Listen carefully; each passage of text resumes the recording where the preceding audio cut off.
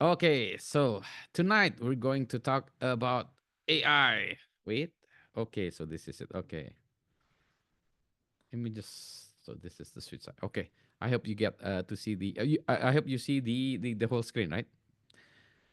Okay, let's start about AI, artificial intelligence. I think most of you have seen this, right?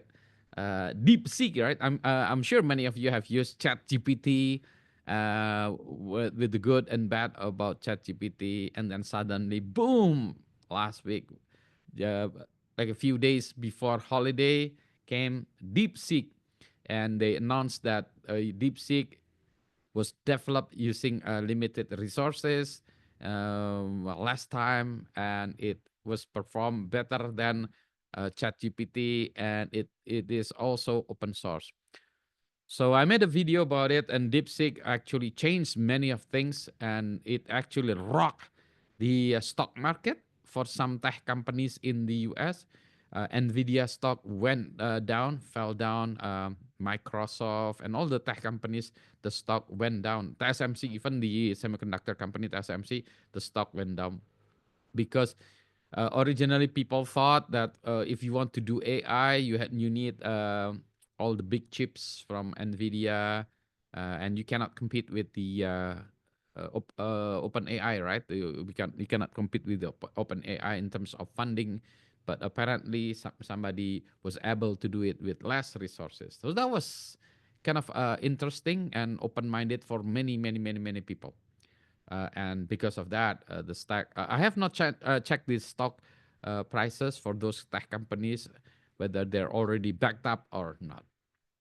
And then a few days after that, or actually a week after that, boom, came Quen to one of again the Itu pikiranku another aja. cool AI. You might want to call it framework or or tools or system or platform. The Quen is not completely open source. Quen itself, it's not open source. It is closed source, but some of the models are open, so you can use them. Later on, we'll talk about what models is and so on and so on. Okay, but this is actually the new big thing, and OpenAI was basically furious. But there's big thing happening in the field right now. Everything is kind of disrupted. Okay, so it is interesting. But what is AI now? Oh, by the way, if you have any questions, feel free to stop me and ask me anytime. Okay, so if you look into this emerging technologies, I've talked about it. There are many emerging technologies, and one of them is AI. Obviously, it is listed number one, but it's not the most important one. But again, like for example, right now, AI is the most important one. So people are concerned or obsessed with intelligence. What is intelligence? There were many discussion, technical philosophy related to intelligence. Can we achieve intelligence? Can we create a machine that has intelligence? So this is an example of a mechanical turk. A long time ago, when we talked about intelligence, usually we compare them with the ability to think, a great IQ. For example, playing chess. If you know how to play chess, then people said, "Oh yeah, you are intelligent because you know how to play chess and you're good at chess, so you must be intelligent." So, playing chess is considered one of the intelligence at that time. And then people started building a machine that can play chess. So this is what we call a mechanical Turk. This is a machine. On top of this, there's a chess board, and a player can play chess with this machine. And it was thought that inside this machine, actually, there was a person, very small person. And this small person actually played chess, and the output was actually captured outside this box. It was not proven whether this is real or whether this is just hoax, but I believe there was a fire in one of the museums. I forgot which museum, and inside that museum, the mechanical turn got burned down. And then they say, okay, maybe this is what happened at that time. Um, So they actually did not have an intelligent machine. This is actually a person playing this. So it's actually still a person playing this. In Indonesia, we have also we have a joke that we have built a very intelligent and very efficient washing machine. Only 5 watts. You can bring your dirty laundry, put it in a box, and then just the electricity is only 5 watts, and it will do the laundry. But inside there is Insinyur Jono. He was busy doing the laundry. It's actually tenaga nasi, not tenaga listrik. So this is the thing about intelligence. People were obsessed. We are obsessed with intelligence. Now, a long time ago, there was also a computer program. This was a computer program built in 1966. 1966. So this is actually the grandma of AI chatbot. The chatbot is called Eliza or Eliza or Eliza. So this is actually a program, and then within the program, you have some kind of a chatbot. Here is an example of the chatbot. So Eliza is the machine. So Eliza will ask you, "Is something troubling you?" And then you type, "Men are all alike," and then Eliza will respond, "What is the connection? Do you suppose?" And so on and so forth. But the program itself, actually the answers are already programmed in this application. So there were only limited answers because they're all programmed. So it's not smart. It is actually programmed as it is. Okay. So Eliza was the first one. Actually, I also created this a long time ago when I first learned how to program. I rewrote this Eliza program using computer back then in the early 80s. Now, and we are all the movies these days are all related to AI or some kind of machine, smart machine. We've seen, many of these movies. Um I don't know how many of you have seen these movies. I love watching movies, so that's why I watch these movies. I have not read the book I Robot. This is by Isaac Asimov. If you love reading books, then this is one of the things. So this in I Robot, there is a question whether can robot has a have a feeling? Can robot think like a human being? So this is kind of interesting thing. There will be more movies about AI and robots these days. Don't worry, there's no homework related to movie. Now, obviously, this day people are talking about generative AI. Later on, we're going to talk what is generative AI, what is discriminative AI. But basically, all kinds of stuff. We're going to skip this one. You have DAL-E in image, Midjourney, and so on and so forth. Now, let's talk about the history of AI. The terminology of AI was coined by John McCarthy from MIT. This was in 1956, believe it or not. There was a meeting at that time, and then John McCarthy said, we're going to have an AI, an artificial intelligence. What is an AI? AI is basically, or AI are machines that can perform tasks that are characteristic of human intelligence. So the definition itself is kind of broad. It can cover anything. If you have a machine that can perform tasks that are characteristic of human intelligence, then it is AI. Now later on, we will see what current state of AI. We think that AI can do anything. So people were talking about general AI, just like if you seen the movie Terminator with Arnold Schwarzenegger. Basically, you think that AI is just like a human being; it can do all kind of things. But in reality, our AI system right now, it's still what is considered as narrow AI. It can do specific tasks.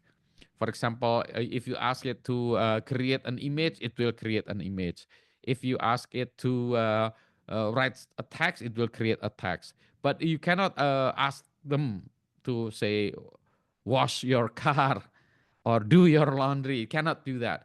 Maybe you have an AI that can do laundry in your washing machine, but the washing machine cannot write like a report for you. So the AI itself is very specific, a very specific task, but it can do that task better, much better than what we are.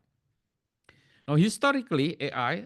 Now AI. This is what the history looks like. Remember that AI was coined in 1956 by John McCarthy. So in 1950 ish, there is, and this is what they call an early artificial intelligence. So basically, it can cover everything, all kinds of AI. Okay. Now, at that time, computing platform was limited. There were only mainframes, and the number of mainframes was also limited. I think it was about 5 or 6 mainframes. So there was not many excitement, although there was excitement, but we could not do anything because the computing platform was just limited. And at that point, AI could not solve a problem what they call an XOR problem. So XOR problem is something like this, but I'm not going to go into detail. It's a simple problem, but it cannot solve the problem.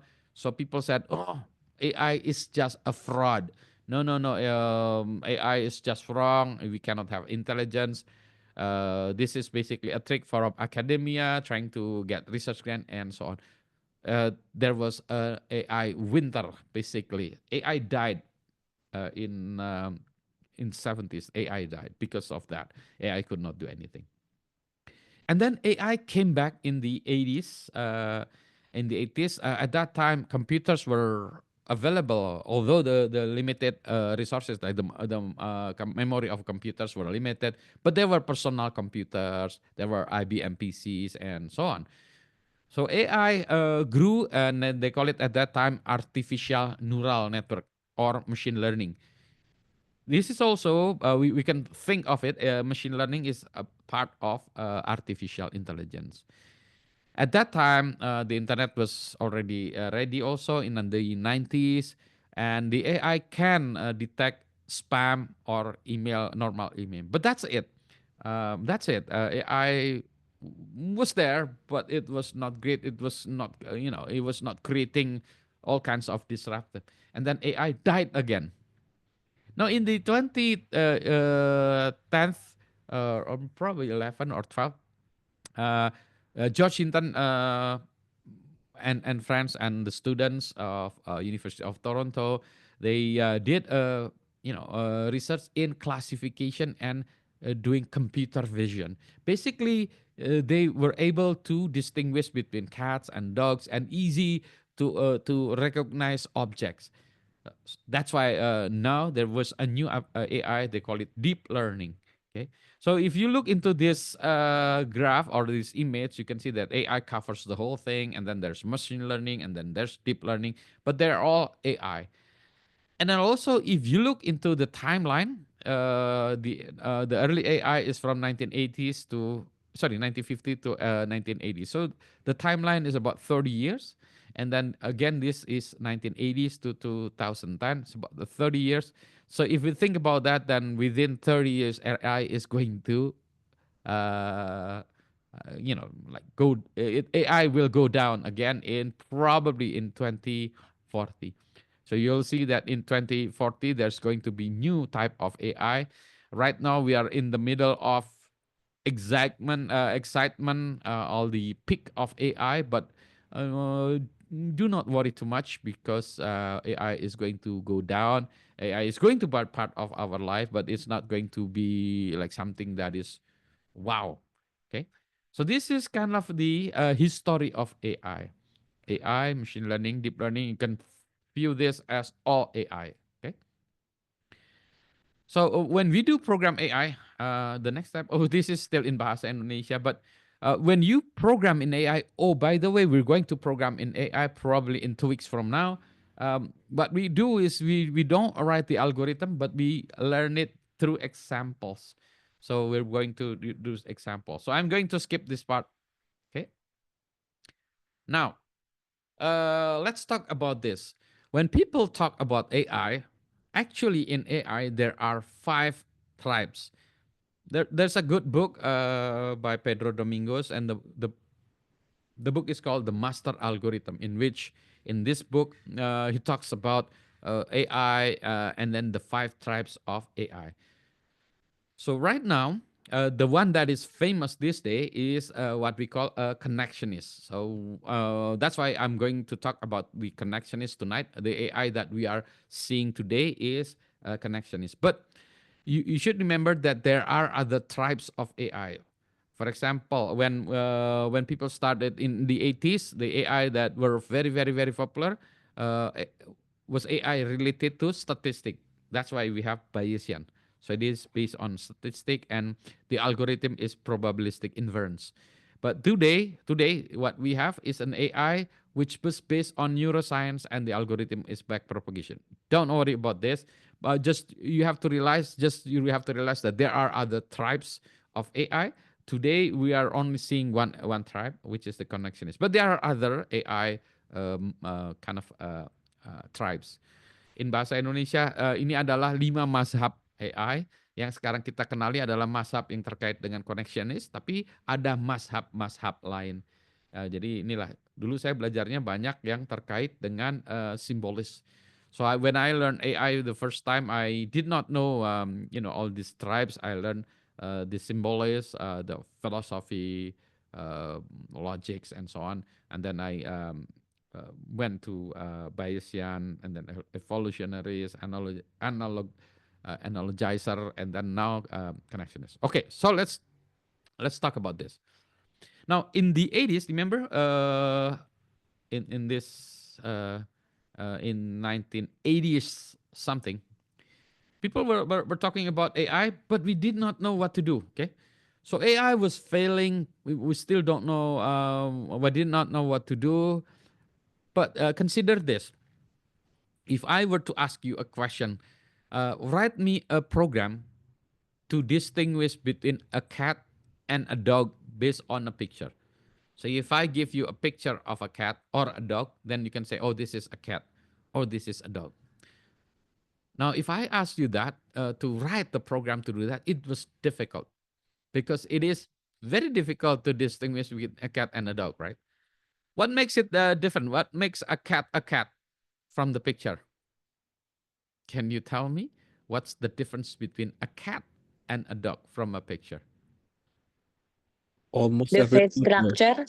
Yeah. Can oh, sorry, do it again. The face structure, sir. Oh yeah, but what If is the face cat, structure of a cat and a dog? What's the difference? like if cat normally like smaller and but you only see a picture, right? A picture, so you don't see whether this is small or big, right? You see a picture. You can also have small dog, right? Like Chihuahua is very small dog. Okay, what else? I think typically, yeah, the most of the features there's like, the combinations of the ears and also the nose of this type of, type of. But if I ask you, right? The nose of a cat is what is the nose of a cat, Yeah. right? So it is difficult for us to explain it, right? What is it is difficult for us to explain it in words so that we can write a program to do it. Okay, if the nose is this, I don't know, the nose is big or whatever, right? Then this is a cat or this is a dog, right? But looking at the picture, we can see, oh, this is a cat. Like within 10 seconds, 5 seconds, or even 1 second. Okay, that's a cat, that's a dog. But how do you work with that now? So that's why people got confused. How come we cannot write a program to do that, but a very small kids can recognize cats or dogs right away? Is it the collections of memories? Yeah, once you see, you remember one time you see this type of dogs, and then you notice when you see it another time. I think also it's implement in AI, sir. Yeah, that's the reason. Like, no, this was, remember, this was like in the 80s. People don't know what to do with it. So people got confused. Maybe something with our brain, right? I just like you said. Maybe this is about our brain. So that's why the connection is, yeah, it is based on neuroscience because we did not know anything in terms of programming, data structure, algorithm. We don't know what to do, but our brain can know what to do. Maybe, well, let's talk to a neuroscientist. So that's what happened. The computer scientists, they talk to neuroscientists. So this is the neuroscientist. This is what they said. Okay, well, our brain consists of neurons. So you see, if you look into this, sorry, if you look into this picture, you can see all the circles. These circles are neurons. Okay, our brain consists of, I don't know how many billions of neurons. So basically, we have billions of neurons. In this picture, maybe there are only, I don't know, maybe hundreds, right, of neurons. But in our brain, we have billions of neurons, and they're connected to each other. So this, for example, this red neuron is connected to the neighboring neuron, and so on. So this is kind of the neuron. Hang on a second. Let me just get my tablet so I can write something on it. Okay, hang on a second. Hang on a second.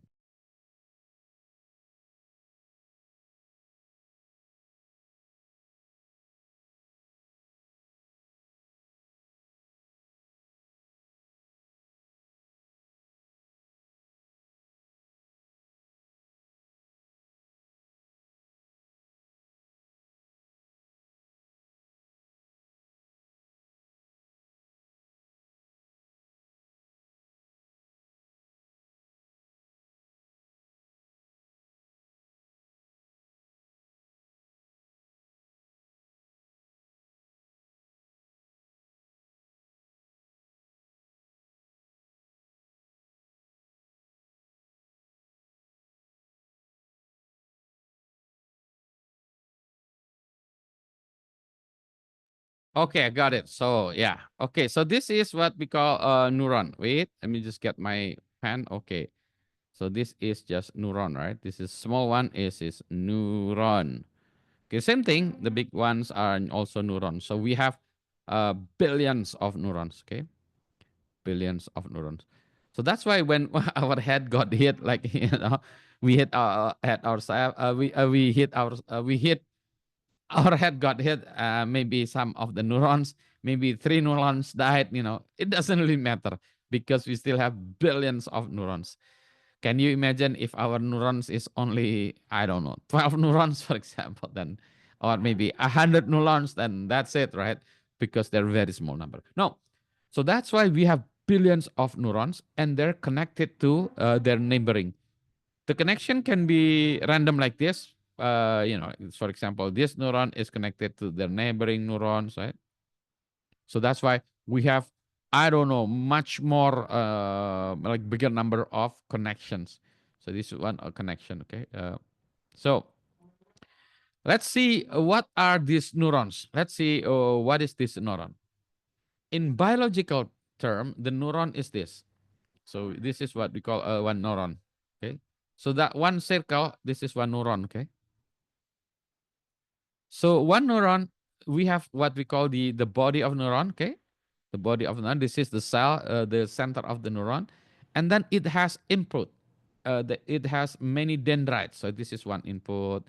This one input. This input is connected to another neuron. For example, this one another neuron connected to that one. Maybe another neuron is connected to this one, right? So it has many input dendrites and one output. So this one is output, and this one is input. Okay. And then this output could be connected to another neuron. For example, this one connected to that neuron, this one is connected to that neuron, and so on. So if we were to kind of simplify the neuron is something like that. You have one centralized or central neuron, and then you have many inputs. Okay, so you have input one, input two, and input so on, and then you have one output. Okay, so this is one neuron, one of these neurons. Okay, I hope it's not confusing. Right? Okay, so This is one neuron, but we have billions of this neuron. What does it do? What is this? What's the central, or what this nucleus do, or what the central, what does a neuron do actually? So if we look into this, and then people kind of simplify how it works. In reality, basically the neuron, this neuron got impulses from other neurons. For example, this is another neuron, right? If this neuron is flickering or sending electrical signals, and then the electrical signal is received by this neuron, it is combined with other electrical signal from other neurons, and then it is combined. So if you were to write a model, this is one neuron, okay? Inside this neuron, you can picture it. The inside of the neuron is this square box. It has inputs, many inputs. Input number one, number two, number three, and so on and so on. Number n. So we have, n input. It could be 100, it could be 1,000. It doesn't really matter. But mainly you have inputs, right? And then you combine of input. Basically, what you are doing is you just add, you sum. So x1 plus x2, x3, and so on. You just add them up. But before adding that, you multiply with some kind of weights. Okay. So this is x1 is multiplied by weight 1. So this one is x1 multiplied by weight 1. So the weight is between 0 to 1. If x1 is very important to this neuron, so this is neuron from previous one, right? It is important, then probably the weight is somewhere around, I don't know, maybe 0.89, for example. If x2 is not that important to w2, so the weight could be 0.001, for example, right? And so on and so forth. So the sum itself is this. Okay. So it's basically a simple operation. It's basically you multiply the input with some kind of weight, input and weight, and then you add with input number two with number two, and so on and so on. That's it. So it doesn't have like a complicated formula to do that. It's just multiply, add, multiple, add. So this z is this. Okay.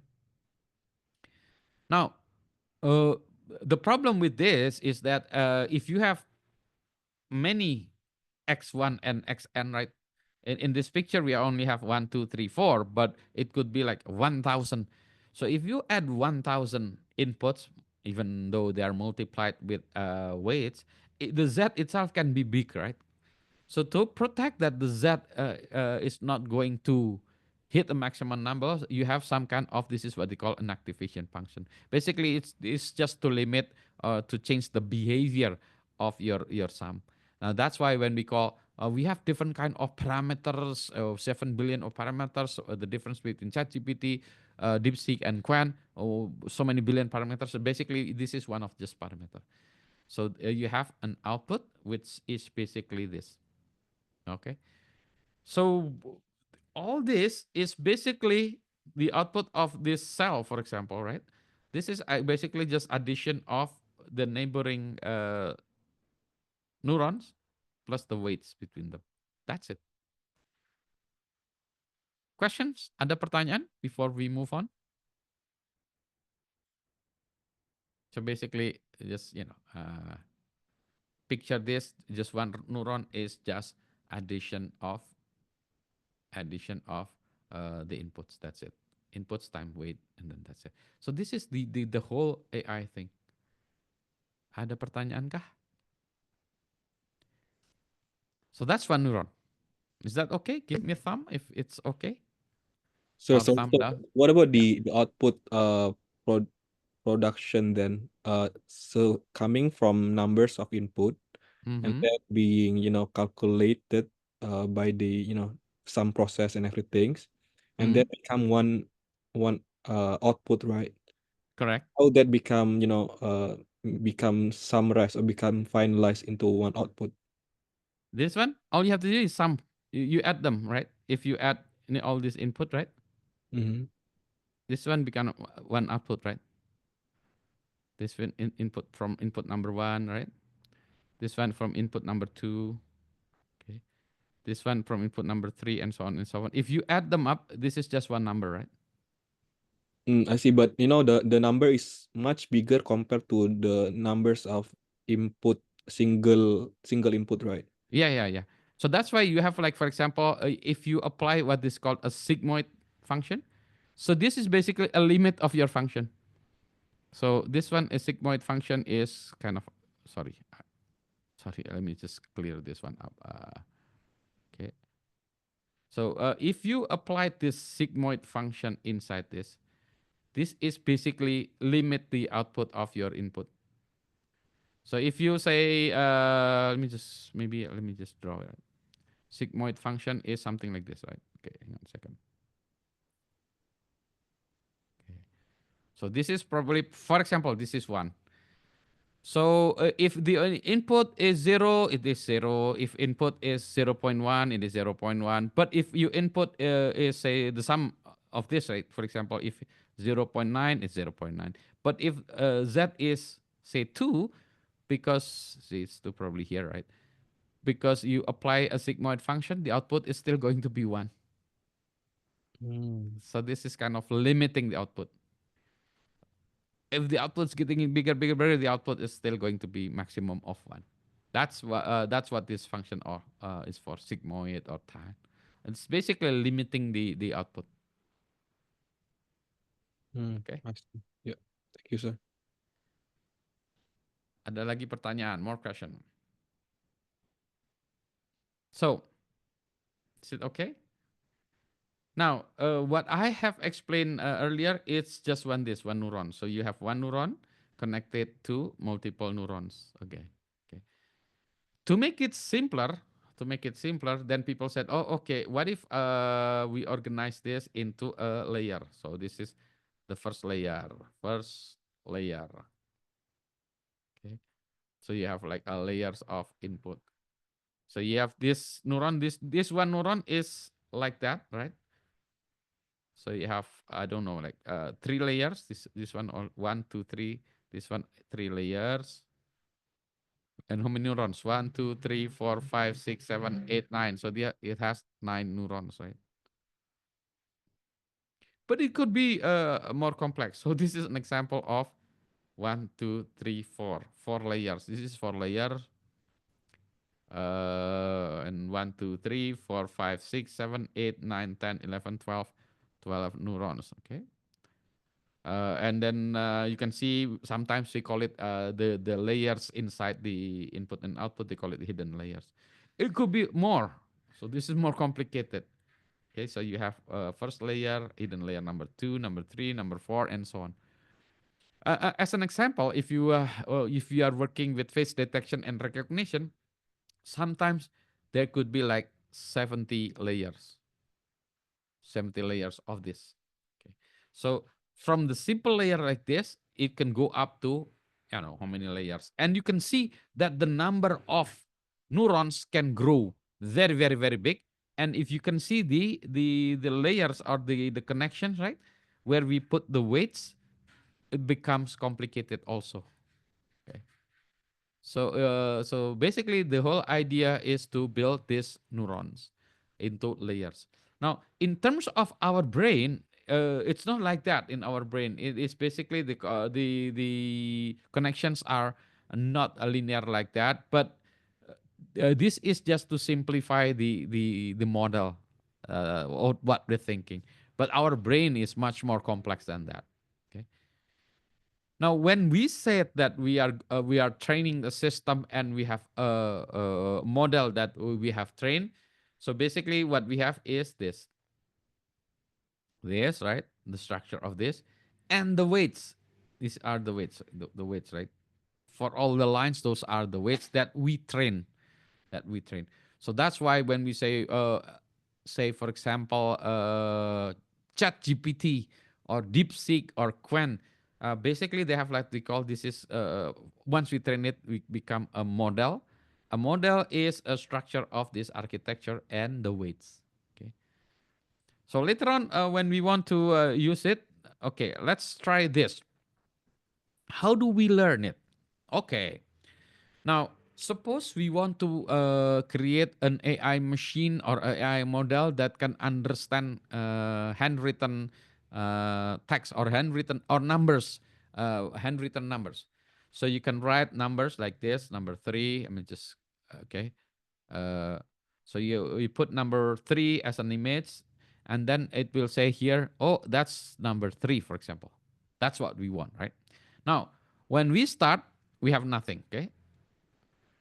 Now, this is an example of a simple network. For example, here you have 1, 2, 3, 4 neuron as, this is the first layer, right?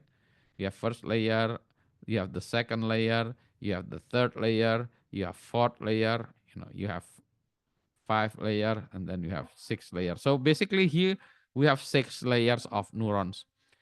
Now, all of these are connected. These neurons are connected to the neighboring neurons, kind of the neighboring neurons in different layers. Okay, so what happened when we want to learn of this? First, we put this image three by number three. So for example, this is maybe I don't know. Oh yeah, the input 32 by so this is 32 pixel, and then this is 32 pixel. Okay, so we can see like there's 32 pixel. So how many pixel are there? Okay, hang on a second. Let me see. 32 multiplied by 32.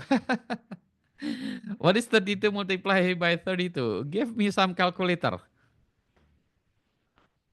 Okay, so let's use calculator. 32, 2, 4, 6, 6, 9, 4, 12. Okay. So there are 32 by 32. So there are 1024 pixels, right? Okay, right, for this image. So when you have this, so your first layer is actually like this, right? The first layer is 1024 neurons, and each neuron correspond to the pixel of this. So for example, this one is pixel that one, this one is pixel that one, this one is pixel that one, and so on. So you have to you have like 1000 neurons as the first layer. But that's okay because our brain has billions of neurons. This is a very small number, right? 1000 neurons. And then you map this 1000 neuron into, I don't know how many neurons there, neuron there, neuron there. Okay. So basically, we put the picture 3, okay, into this neural network. So you can see the block here. Put a picture number 3. Because we have not learned anything, we can let it go. And then it says, oh, okay, that is 7. Oh, that's wrong. That's incorrect. Okay.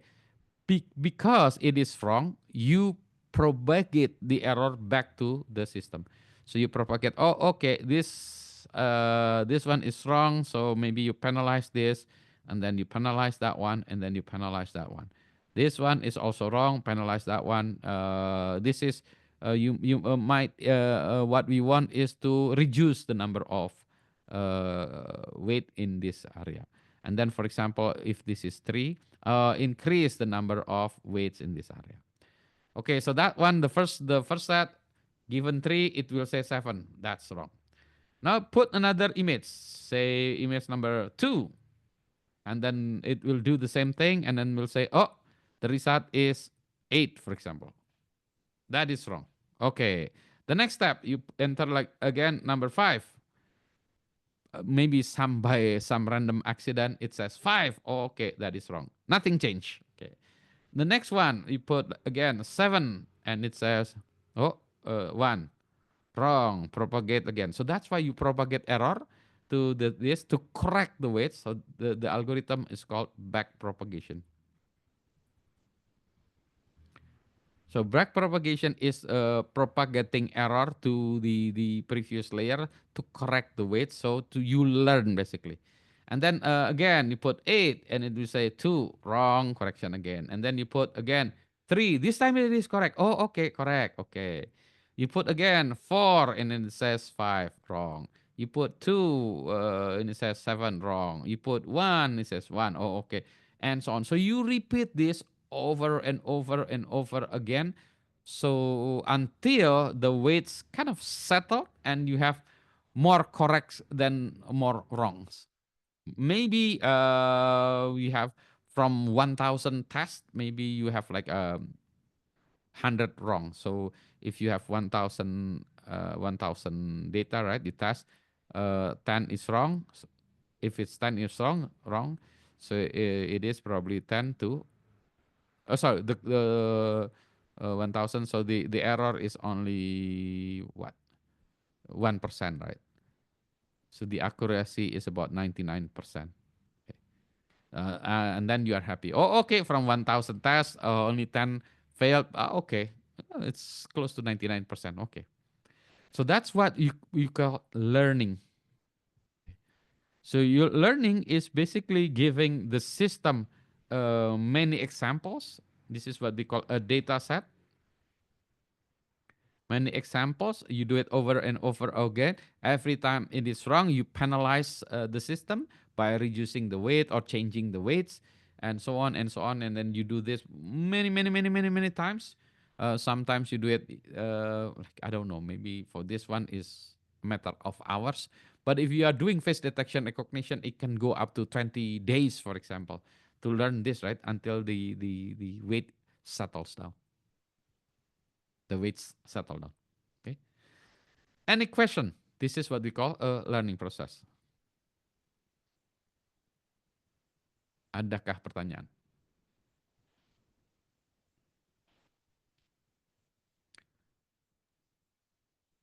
Belum? Now, So I yeah, think saying from the explanations, right? If you do it manually, I think it's quite very complex, right? correct. In terms of the system itself, so we do it through what platform, sir? So this is actually that. This is actually what being done over and this is actually the computer is doing this over and over again because computer can do it fast. It looks like it is fast, but this is what they are doing.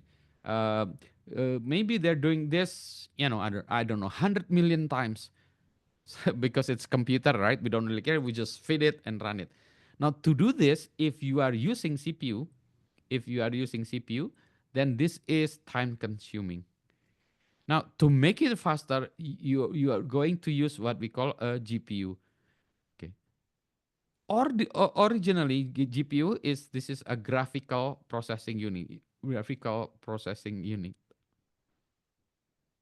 uh, Originally GPU is to process it's good to process graphics in terms of gamers. If you're playing games, if you are doing some kind of rendering, GPU is usually used for that.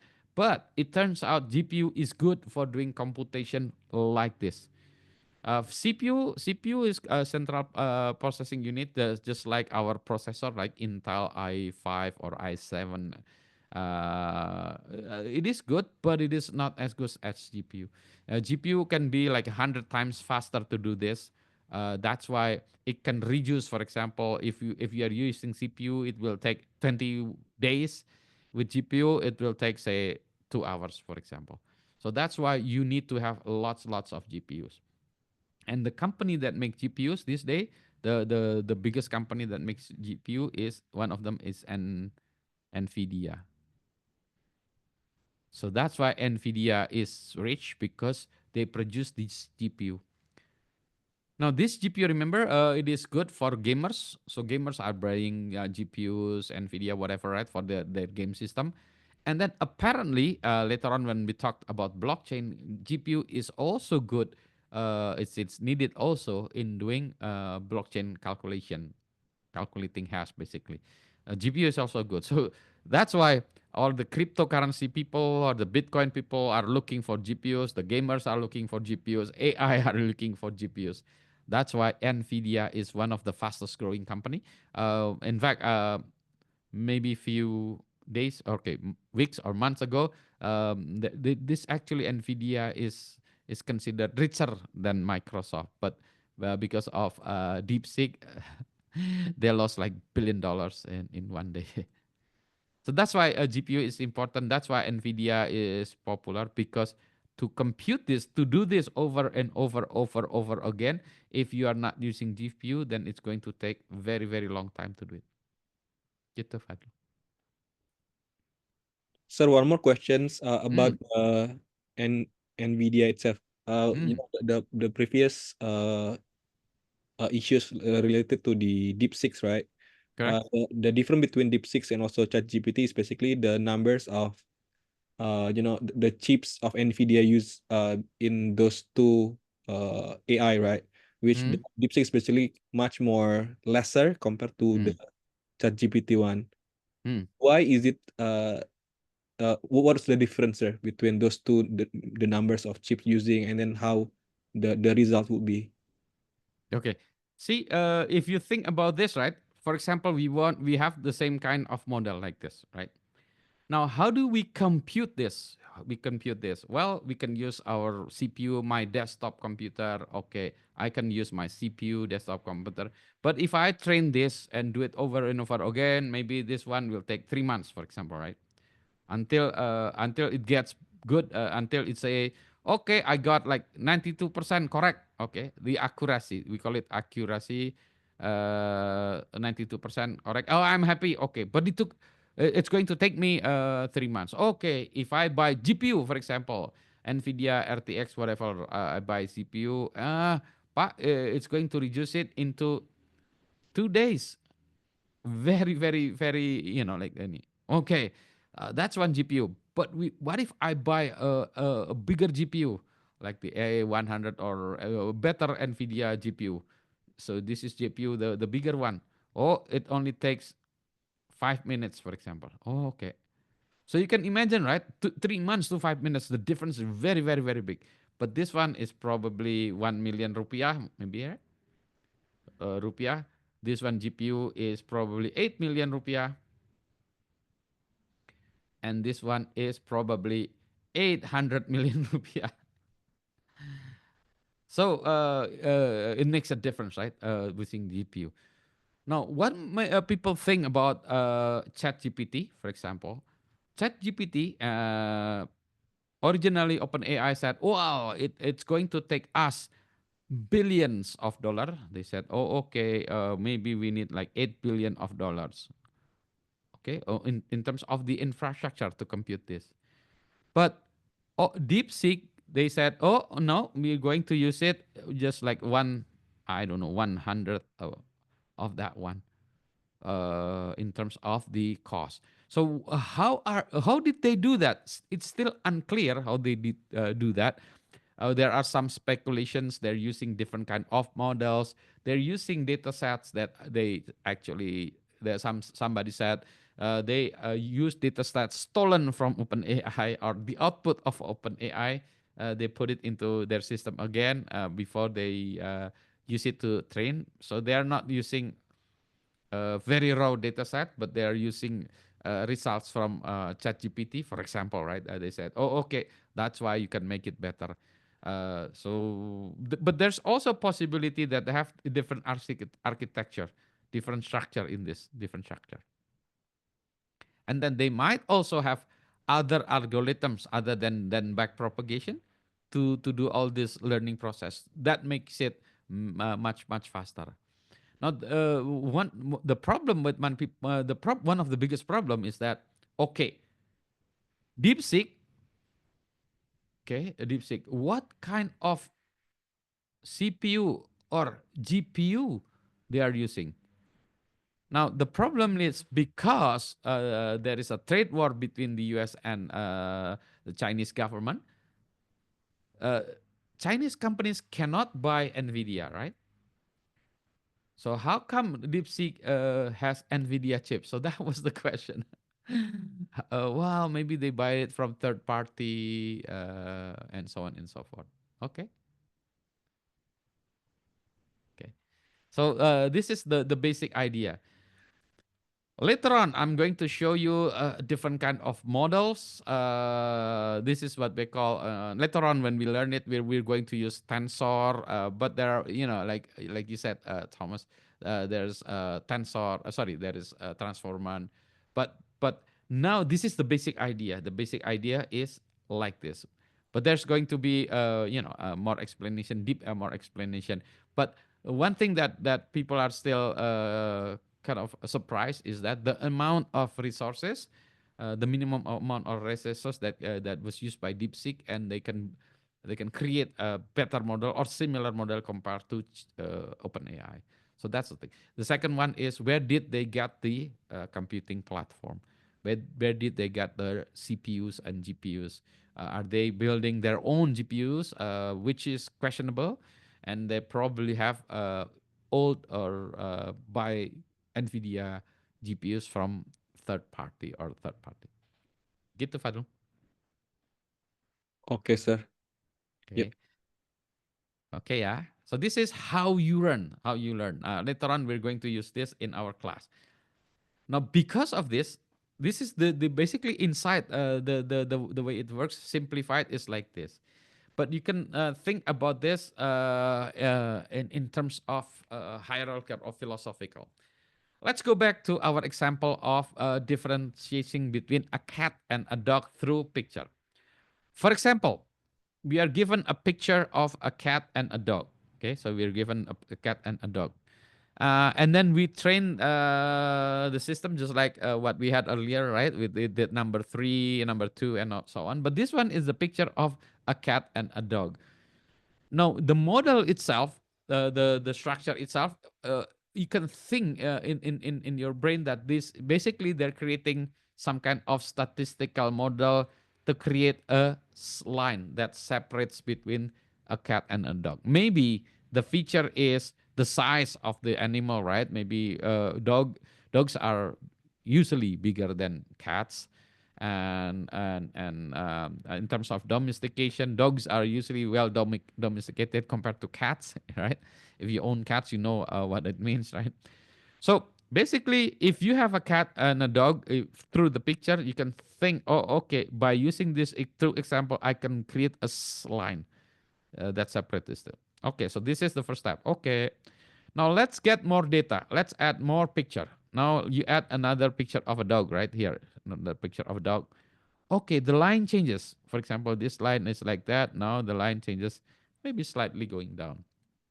Okay, now you add more picture. This time you have another dog, smaller dog, and very small cat. Okay, so the line again also changes again, right? And then you add more picture. This time you have a very small dog. For example, this is small dog, right? Okay, and then the line also changes from this one to that. So every time you add more data, the line becomes better and better and not smoother, but the line is becoming better in terms of separating these two classes. So we have classes. For example, this one is dog, and then number 2 is cat, right? So you do this many, many, many times. Picture cat. Okay, cat, dogs, dog, cat, dog, cat, dog, and so on, right? After you do this, say maybe 10 million times, you get a model that can separate between a dog and a cat. Good. Now give it a picture of a horse, for example. Give it a picture of a horse. Then it will misclassify it because it doesn't understand a horse. It will say, I don't know. If you give it a picture of a horse, what would be the result? Would be probably I think the most closest one, like the dog, because this probably dog, size. right? Yeah. Yeah, probably dog. It would say a dog, but we know no, that's not the dog. That's a horse. Okay, now we add more example of horse. So we have picture of horses, but the line is not going to be 2-dimensional, probably 3-dimensional, right? A cat, a dog, cats, dogs, and horses. So you have examples of cat, dogs, and horses. So you have 3 classes. So it can recognize 3 classes. You give it more examples and train it again. Oh, okay, now it can recognize 3 different kind of animals. And then you give it an example of, say, uh, gajah, for example. Oh, no, it doesn't know gajah. Probably it will say that's kind of a horse, probably. And then you train it again with. So now you have 4 classes. Maybe the dimension is becoming more complex. So this is basically what's happening in your kind of neural network. So this is what's happening. So what if you only wanted to, to specify on these two animals only, like the cat and the dog? Uh, Mhm. if there is another classification outside these two, we Mm. might classify it as error, let's say. We can still can do it, or No, it will not say error because it will say the closest one. mm, Because your option is this a cat or a dog? You're not a cat. You're a dog. mm, So and then after you get like horse, okay, you're not a cat, you're not a dog, you're not a horse, but the closest one, a horse. So you're a horse, probably. Although it is an elephant. Okay. So it will, So for example, the same thing. If you are using this to do some kind of face recognition, maybe you have 20 students in the class, right? So you have 20 classes, 20 different classes, right? Maybe the features could be different, but you have 20 different classes. So if there's a person, probably it's not in the class, and then you try to recognize it, it will fall into one of these 20%, the closest one, because it doesn't know. Well, you might be. Sometimes it will say it like this: you're not a horse, you're not a dog, you're not a cat, but I think this is a horse, but I believe maybe 67% you're a horse. So it says, the 60%. It's up to you whether okay. If it's below certain number of, if it's below certain percentage, then I'm going to say, yeah, you're not a cat, a dog, a horse. Because I cannot tell you what it is, but it's not cat or not dog. So you can have like the number of closeness of that picture or that object to the object that we have. Yes, you can have that kind of number. Okay. Ada lagi. So the whole idea of learning is that, and then the once you have a model, it's very simple. It's very quick to inference. We call it inference. When you have a model and then you give it a picture of cat, you say cat. It will say dog. It's not going to take like 25 days or whatever, right? Because you already have a model. Given an input, it will say or pump the output right away. So that's why the most expensive part is the learning part. Once you have the model that can be used, it is basically easy. So this is the algorithm or in terms of propagation. I'm not going to talk about this because we can just use it. Okay. So let's move on. Now, what is the different? Remember, there's an AI, bigger AI. There's a machine learning, and then this deep learning. So when we say machine learning, usually when we want to input, say for example, we want to classify a car, a bus, a truck, or a motorcycle. So we have a picture of this object, right? Now, when we enter this to the machine to do the classification, we extract the feature. We need a human to extract the feature. For example, we measure the number of tires. Okay, this object has 4 tires. So one of this is tire, the number of tire. Okay, and then the number of glasses, for example, or windows, the number of windows, or maybe the weight of the object, and then whatever, right? So basically you extract the feature, and then based on that you put it in the machine. So next time there is a picture of or not a picture, an object like a motorcycle, it say okay, there are number, the tires, there are 2, no windows, the weight is this, and then you put it this into the AI machine, and then we say, oh, that's a motorcycle. Now, to do this in the old days, you have to know the feature. Okay, but sometimes we don't know the feature. We don't know. I know there is a picture just like cats and dogs, right? We don't know the feature. So what we do, we replace the number of the person with another layer. So instead of having a person, we put just layers. Maybe this one 5 layers, 10 layers, or 25 layers. I don't know, 25 layers of feature extraction. So it will extract the input and then it will extract the feature. For example, our face, there are probably around 500 features in our face, from 128 to 500 features in our face. So what are the features? I don't know.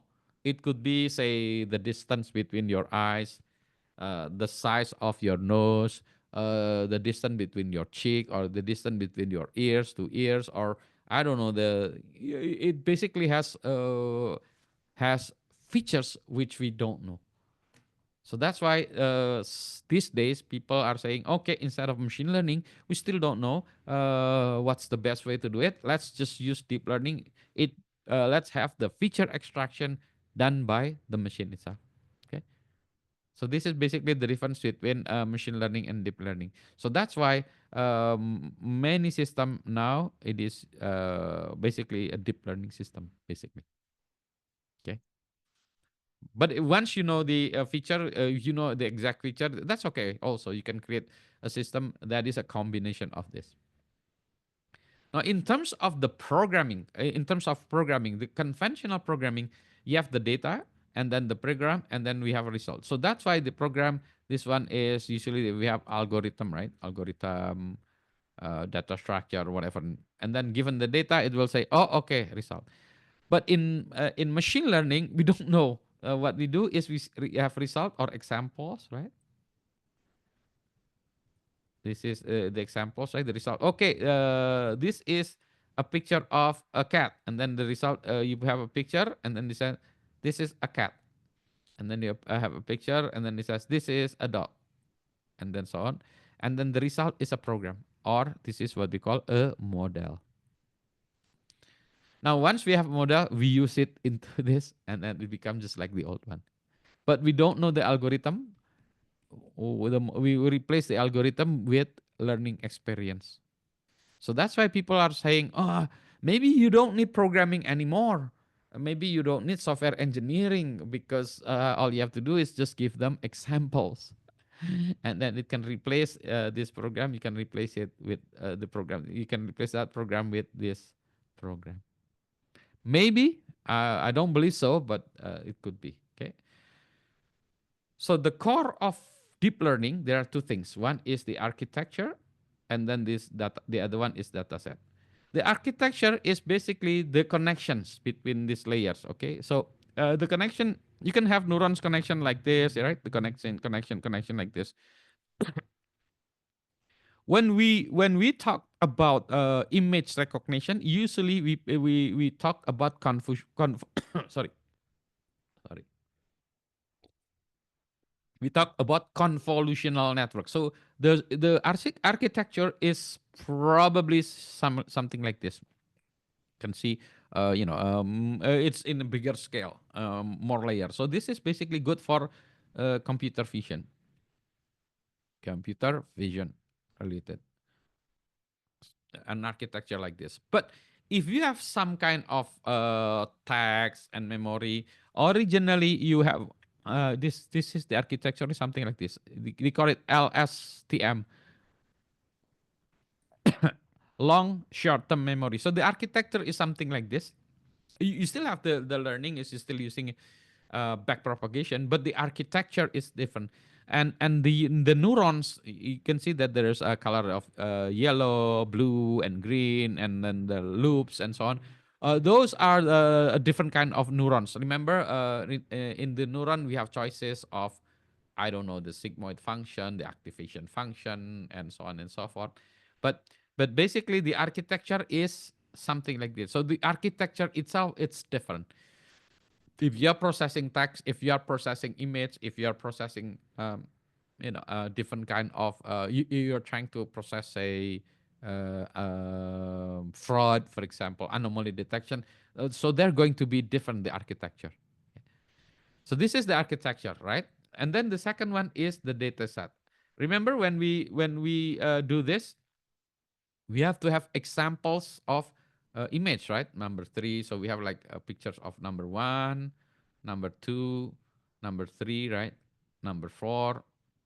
Maybe number 4 is like that. Maybe the 4 is this. Maybe the 4 is that. Kan? Because different ways of doing this. But you have all kinds of data sets. So this is what we call data set.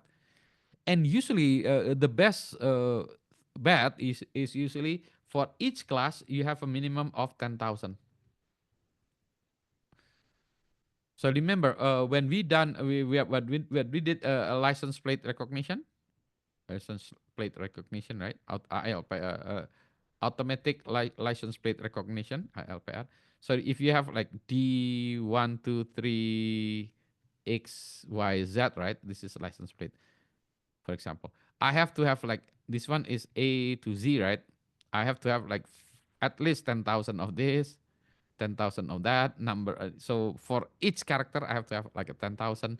This one 10,000, 10,000. You can imagine how many images that we have. You always aim to have like a 10,000 images, but usually it is already giving you a good response if it's at least 5,000.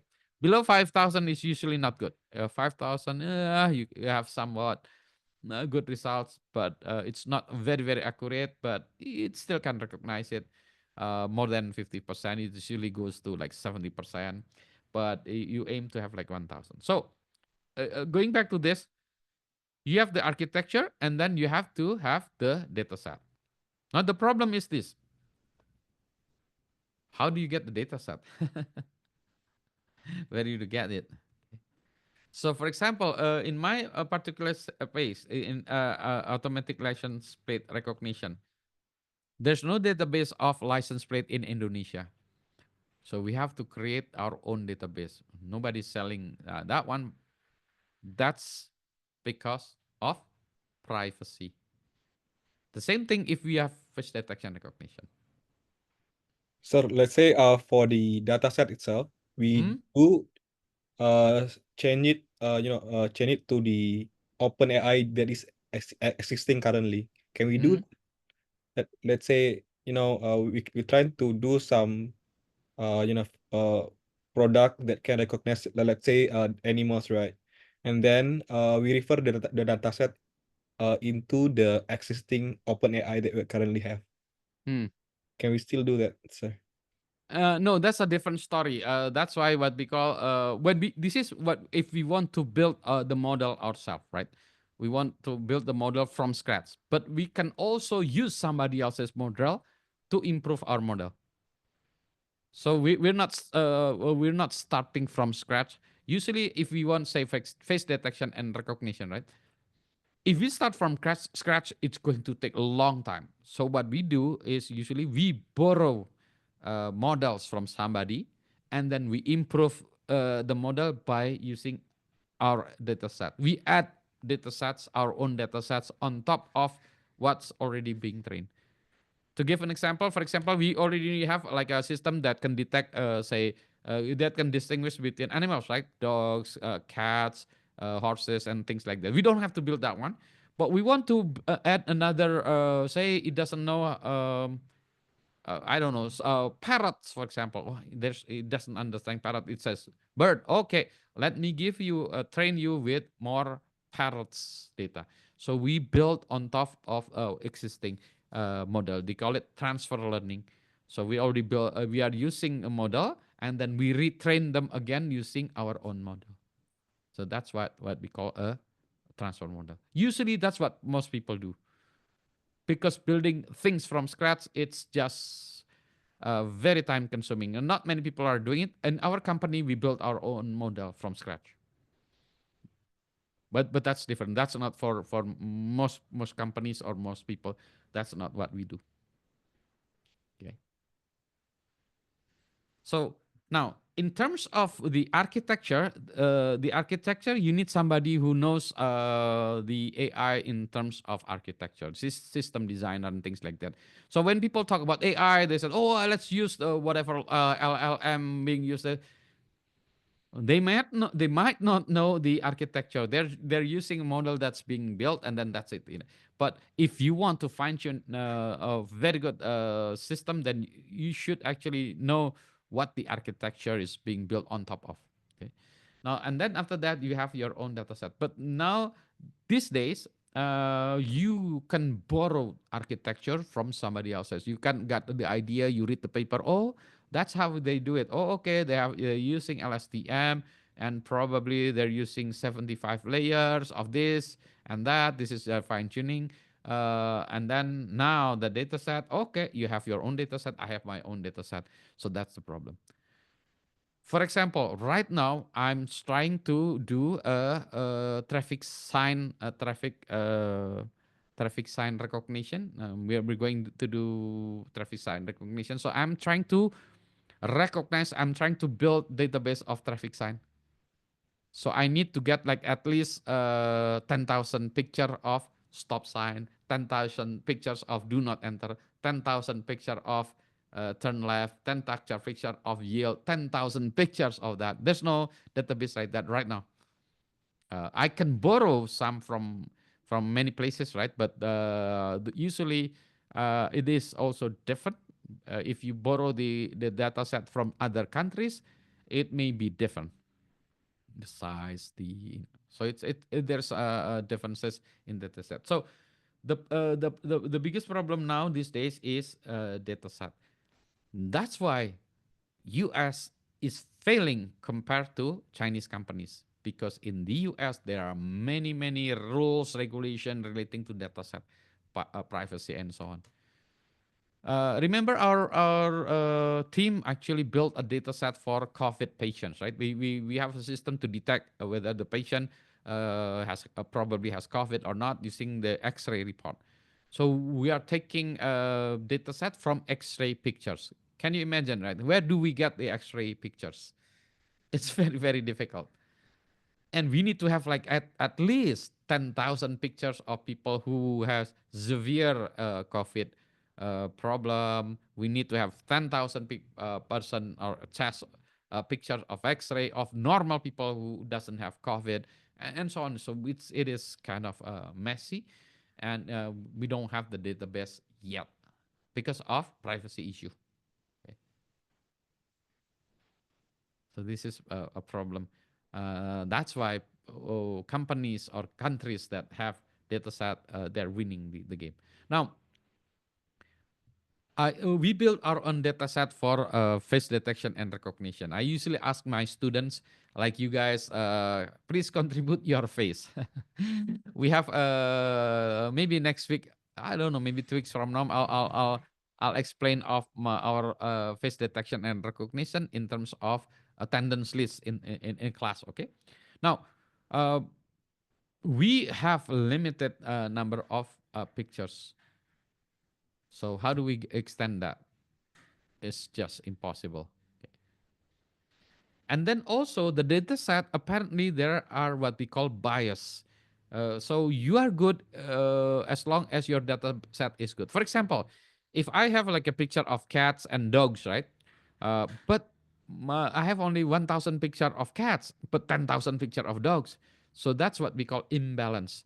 So it will be good at detecting dogs because it has more examples, but it is not that good if you have a less picture of cats.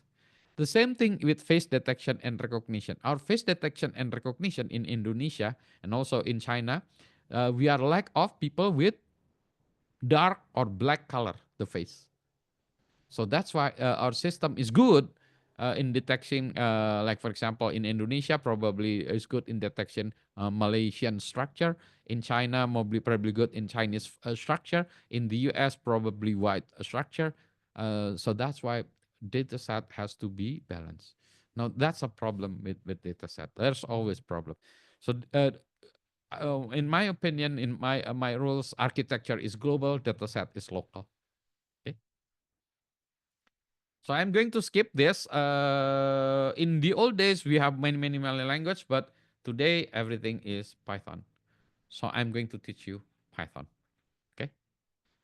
And then we're going to use libraries, and that what we're going to do is we're going to use TensorFlow. Now, in the old days when we want to program AI, it was very difficult. Even I was kind of confused. Now these days, Google created a library called TensorFlow. It makes it easier to write in an AI machine. And then on top of that, there are libraries built on top of TensorFlow. That's a library example is Keras. Keras, they call it, deep learning for humans. So later on, when we want to build our data set, we want to build our structure. For example, we want to build like this, right? We want to build this kind of layers. In the old days, you have to, write your own data structure to do this. But these days, no. All you have to do is say, for example, I want to do this.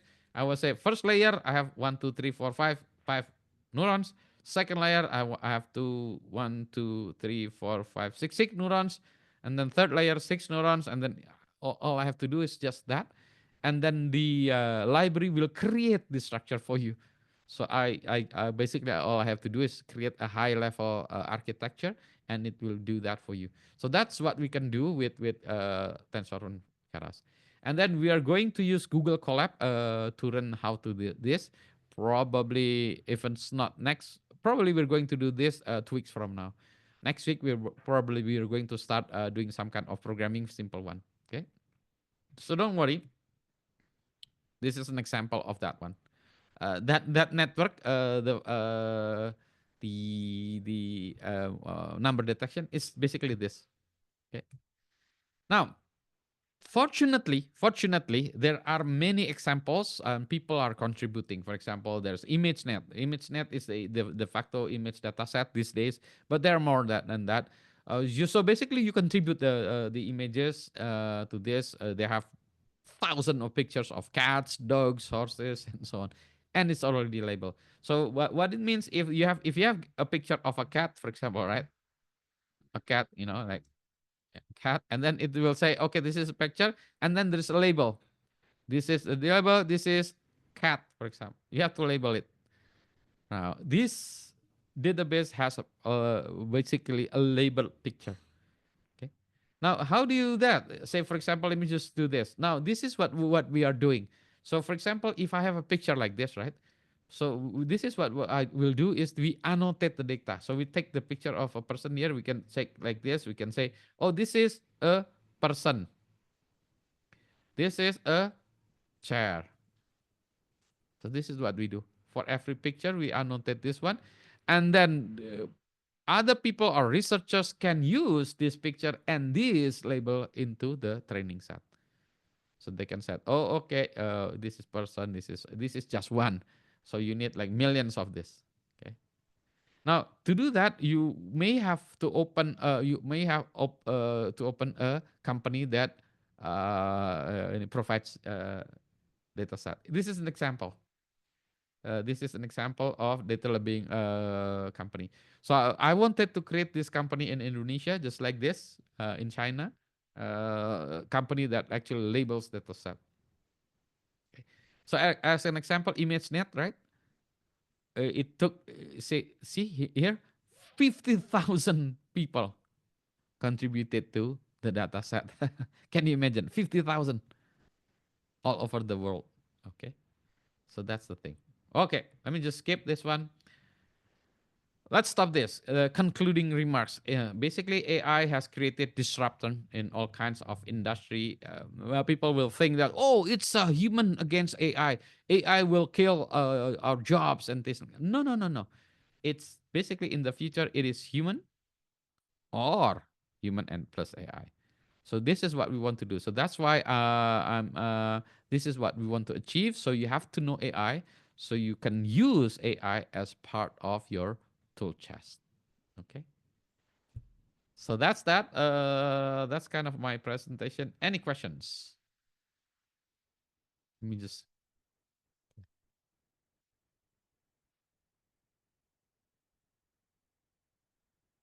Okay. Yeah, bring on.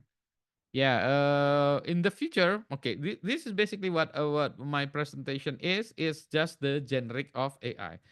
So you just close this one first. Okay. So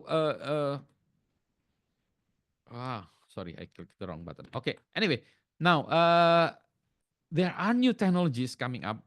But what we are looking at was the very simple, practical AI, or the bare bones of AI system, the learning stuff.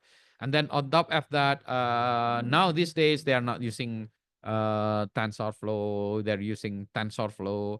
And then in the future, there's going to be newer technologies or ways to represent the data.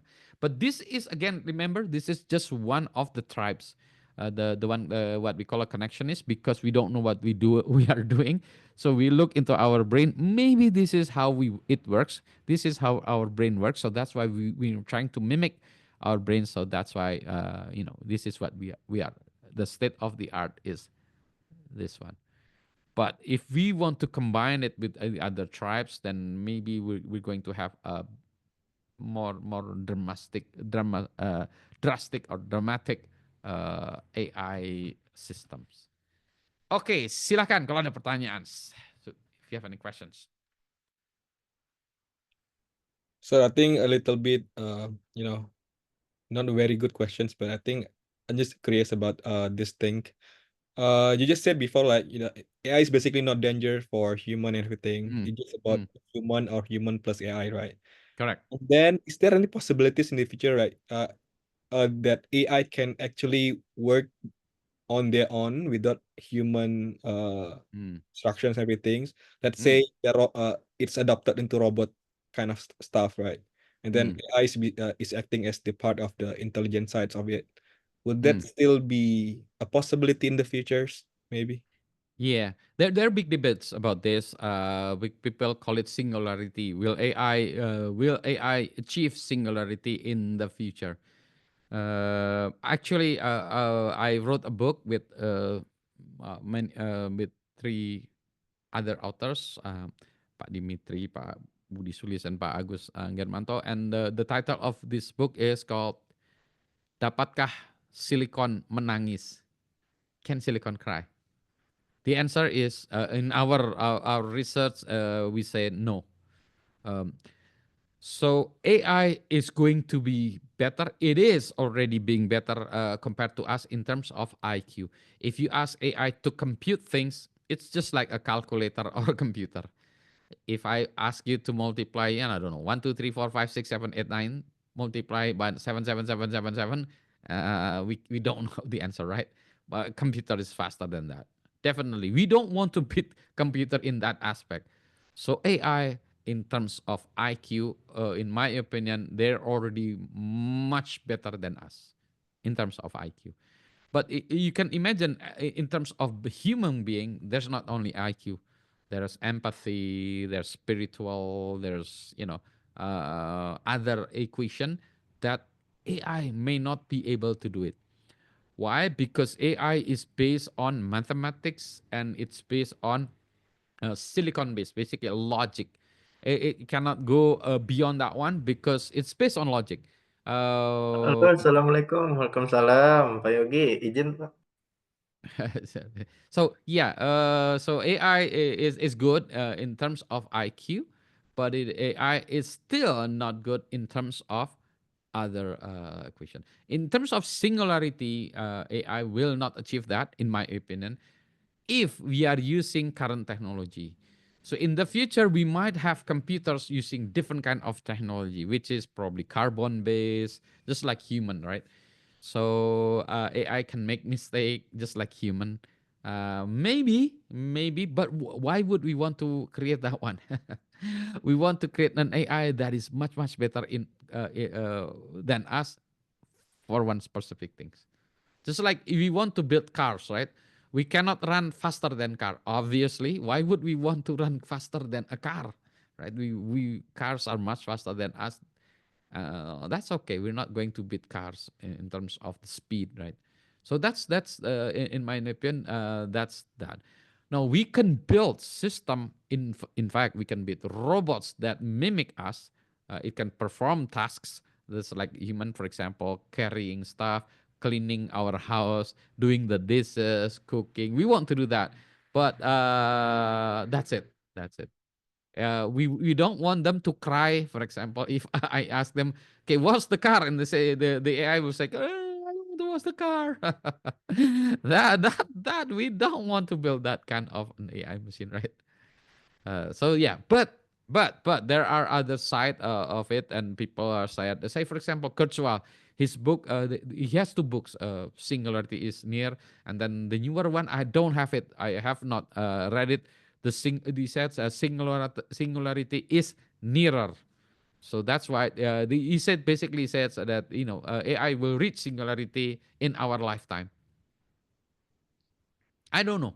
Maybe when we have quantum computing, maybe we have different kind of algorithms. We can approach it through different kind of tribes. Maybe we have singularity. Maybe. But now AI is good for us as a weapon, as a tools that we can use to, for our benefit. For example, writing reports, doing research, that we can do it with AI. Definitely. I use it to write codes, help me write code. So, for example, when I'm stuck, I use AI to, can you analyze this? Why am I, what's wrong? What am I doing here? And it will usually give you an Excel. Maybe this is what you want to do. Oh, okay. So I can have other opinions looking into my code. So, that's that. Silakan lagi.